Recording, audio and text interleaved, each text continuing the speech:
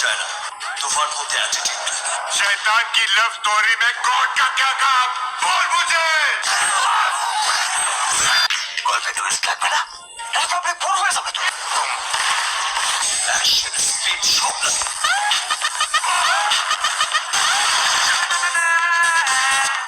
Hello সাকিবিয়ান ভাই বোনেরা, ট্রেলারটা কেমন দেখছেন? আমার কাছে কিন্তু জোশ লাগছে। যদিও এটা অকল্পনীয় ব্যাপার, কিন্তু শাকিব খানের কাছে কোনো কিছুই অকল্পনীয় নয়। এইটা এখন ঢালিউড পাড়ায় সয়লাভ হয়ে গেছে, সবার কানে কানে গুঞ্জন। Once upon a time in Dhaka. Shakib খানের প্রিন্স মুভিতে এই ধরনেরই একটা কিছু হতে যাচ্ছে, আর এটা অসম্ভব কিছু না। সঞ্জয় দত্ত এখানে শাকিব খানের সাথে অভিনয় করবে, এটা কি নতুন কিছু? শাকিব খান তো অনেক আগেই পৌঁছায় গেছে মুম্বাই।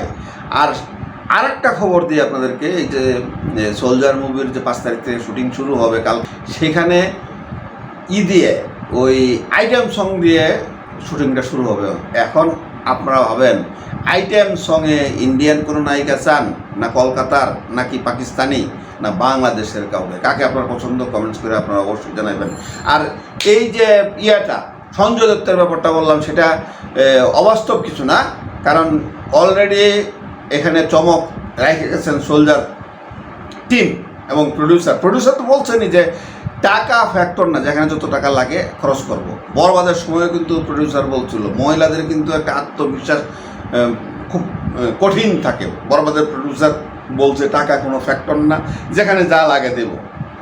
তেমনি এই সোলজার মুভি, প্রিন্স মুভির প্রডিউসাররা বলছে যেখানে যা টাকা লাগে আমি দেব।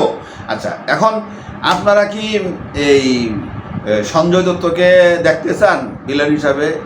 কমেন্টস করে জানান। আর আইটেম সঙ্গে কাকে দেখতে চান? অলরেডি কিন্তু তারা চমক দেখায় দিচ্ছে, যেমন ডাঙ্কি এবং অ্যানিমেল ছবির যে ক্যামেরাটোগ্রাফ করছে অমিত রয়, তাকে কিন্তু কন্ট্রাক্ট করে ফেলেছে।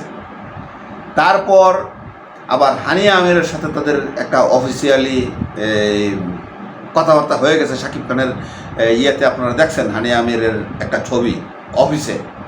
তো যাই হোক, এখন আপনাদের কাছে বিষয়টা কেমন লাগছে? শাকিব খানই তো নতুন নতুন চমক দেখায়, আর তো কেউ ভাই পারে না, আর কারো ছবি চলেও না। আর শাকিব খান সেই জন্যই সিনেমা হলগুলিকে বাঁচানোর জন্য বছরে আরও 2-3টা ছবি ঈদ ছাড়া দেওয়ার জন্যেই এই সোলজার নিয়ে আসতেছে। সোলজার মুভিতে আপনারা অনেকেই বলতেছেন যে শাকিব খান তার ছেলে আব্রাহাম খান জয়ের জন্মদিনে যে গেট আপটা নিয়ে আসছে, এই গেট আপেই দেখা যাবে এইটাই ফার্স্ট লুক। এটা নাও হইতে পারে। কারণটা হচ্ছে, আমি বলি, সোলজার যারা আর্মি পার্সন যারা, তাদের কিন্তু সকালবেলায় যখন দাঁত ব্রাশ করতে যায় একসাথে কিন্তু তারা ক্লিন শেভ করে আসে। এটা ইতিহাস ঐতিহ্য হলো আপনার সোলজারদের। তো সেই ক্ষেত্রে আমি বলতেই পারি যে শাকিব খানের এত লম্বা দাড়ি এটা নাও থাকতে পারে। আর শাকিব খান তার ছেলে বীরের একটা অপারেশন হয়েছে, আপনারা জানেন। সে দিন রাত হসপিটালে ছিল, জিমে যাইতে পারে নাই। সে তার একটু হেলদি ভাব এসে গেছে, একটু চর্বি এসে গেছে, এটা কমাইতে হবে। এই জন্য সে 16 থেকে 18 ঘন্টা জিম করতেছে। সোলজার মুভির কাজটা শুরু করবে খুব তাড়াতাড়ি, সেই জন্য। তো এখানে শাকিব খানের ফার্স্ট লুকটা আমার মতে ক্লিন শেভ অথবা খোসা খোসা দাড়ি হালকা থাকলে থাকতেও পারে, নাও থাকতে পারে, জানি না। আমি আমার মতামত জানালাম, আপনাদের মতামত কি কমেন্টস করে জানাবেন। আর আইটেম সঙ্গে কাকে আপনারা দেখতে চান সেটা কমেন্টস করবেন এবং বেশি বেশি করে শেয়ার করবেন, যাতে শাকিব খান দেখতে পায়। এবং হানিয়া আমির এই ছবিতে থাকলে আপনাদের কেমন লাগবে, সঞ্জয় দত্ত থাকলে কেমন লাগবে? কারণ চমক তো শাকিব খান দেখাই গেছে। ওই যে রণবীর কাপুর, অ্যানিমেলের হিরো, রণবীর কাপুরের শ্বশুর আলিয়া ভাটের বাপ মহেশ ভাট শাকিব খানের সেটে এসে শাকিব খানকে জড়ায়া চুমা খায়া আশীর্বাদ করে গেছে। অ্যানিমেল ছবির যে মেকআপ আর্টিস্ট ছিল সেটাও শাকিব খানের বরবাদের মেকআপ আর্টিস্ট ছিল। তো সো দ্যাট এখানে তো শাকিব খানের সাথে তাদের দেখা একটা হয়ে গেছে। আর ওই ছবির যে স্টুডিওতে শুটিং হয়েছিল বরবাদের, এই সোলজার বলে প্রিন্স মুভির শুটিংও ওইখানেই হবে এবং সোলজারের শুটিংও বাইরে হবে। অলরেডি র্যাকি করতে তারা চলে গেছে। এখন 5 তারিখ থেকে শুরু হবে হলো আপনার ওই আইটেম সংটা। সেখানে আইটেম সঙ্গে আপনারা কি পাকিস্তানি নায়িকা দেখতে চান, না ইন্ডিয়ান কলকাতার নায়িকা, না বোম্বাইয়ের নায়িকা, না কেরালার নায়িকা, না বাংলাদেশের কাউকে দেখতে চান, কমেন্টস করে জানাবেন এবং ভিডিওটা বেশি বেশি করে শেয়ার করবেন।